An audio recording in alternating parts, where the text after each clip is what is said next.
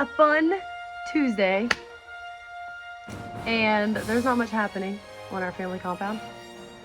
So I thought, let's stir the pot. So we all know that the Earth is a giant ball, and it is racing through space at 66,000 miles per hour around the sun, incredibly fast. And on top of that, we know that at the equator, the Earth is spinning at a speed of over 1,000 miles per hour, faster than the speed of sound. We all know that. My question is, why do some people think that the Earth is flat? And why are these people so convinced? Let's first look at what they believe, and then we will read from a book that I found. I had it in my house. It's a great book. And then we'll debunk all this nonsense, okay? So the flat earthers believe that the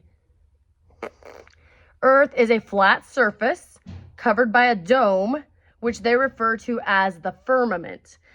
They believe that the sun and the moon are much smaller than the Earth, and that no one can break through the firmament, which is the dome that covers the Earth. For most of history, all religions viewed the Earth pretty much the same version of what the Earth looked like. The Hindus, the Mayans, the Inca, Navajo, and the Hebrews, they all kind of believed this kind of flat platter with a dome over it theory until NASA. A lot of people say that we humans are so smart, we figured it out way before NASA. NASA just kind of cemented it. But they all believe that it was this round, flat platter shape with a dome covering it with the sun and the moon inside of it.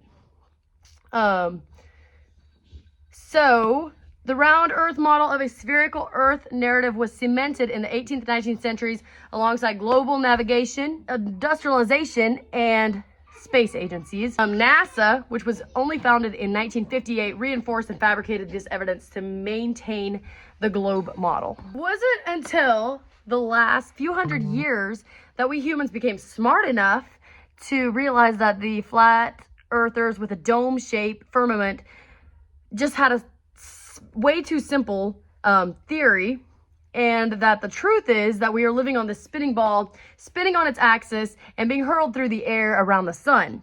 Here's an accurate picture of what the Earth really looks like. I mean, according to the NASA website, this is a CGI created image. But if we could take photos from the Earth, this is what it would look like. But we went to the moon, and they did take photos of the Earth, but they couldn't use those photos because I don't really know why they couldn't use those photos. I don't really know why they can't just use satellite photos.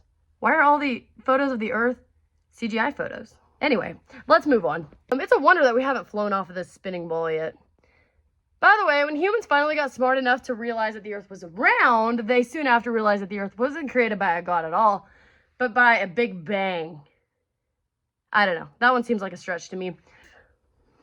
I don't know. I'm crazy.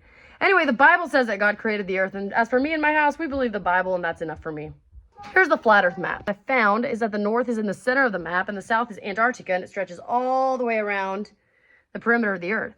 So west is clockwise, east is counterclockwise. It's like you open up the globe, take the south, bring it to the outside. North is in the middle, south is on the outside. So south, being Antarctica, would be this like ice wall that no one can get through. Which is crazy because, I mean, airplanes fly around the bottom of the Earth. Wait, no they don't. Anyway, let's move on. I'm going to read from the most historically accurate book that has ever been written. There were more copies sold of this book than any other book ever. So let's get into it. Okay, I'm just going to open it. First page. Just start reading. In the beginning, God created the heaven and the earth. Oh, that's why I don't believe the Big Bang. I just believe the Bible. The science book is the Bible, in case you haven't got that yet. So it says that God created the heaven and the earth. I just believe it. It's enough for me. And the earth was without form and void, and darkness was upon the face of the deep. And the Spirit of God moved upon the face of the waters. And God said, "Let there be light," and there was light. And God saw the light and that it was good, and God divided the light from the darkness. Easy enough. That doesn't prove anything. And God called the light day, and the darkness he called night, and the evening and the morning were the first day. All right. So he created the earth and then the sun. Okay. That can work in a solar system. And God said, let there be a firmament in the midst of the waters, and let it divide the waters from the waters. Firmament? What is that talking about? In a solar system, where's the firmament? Anyway, and God made the firmament and divided the waters which were under the firmament from the waters which were above the firmament. And it was so. And God called the firmament heaven, and the evening and the morning were the second day. Okay. And God said, let the waters under the heaven be gathered together unto one place, and let the dry land appear, and it was so. And God called the dry land earth, and the gathering together of the waters he called the seas, and God saw that it was good.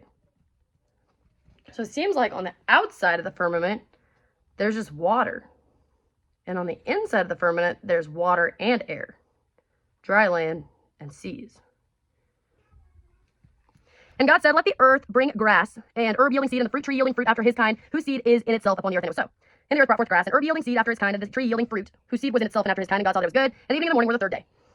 And God said, let there be lights in the firmament of the heaven, to divide the day from the night, and let them be for signs and for seasons and for days and years.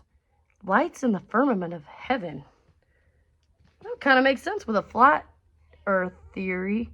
Let me think how that would make sense with a round earth. What's the firmament? And let them be for lights in the firmament of the heaven to give light upon the earth. And it was so. And God made two great lights, the greater light to rule the day, that must be the sun, and the lesser light to rule the night. And he made the stars also. And God set them in the firmament of the heaven to give light upon the earth, and to rule over the day and over the night, and to divide the light from the darkness. And God saw that it was good. And the evening and the morning were the fourth day. Huh. We'll stop there. I don't know. They're definitely not convincing. I, for one, know that the earth is a spinning round ball because that is what they told me. And I believe it. I mean, flat earthers are crazy, right?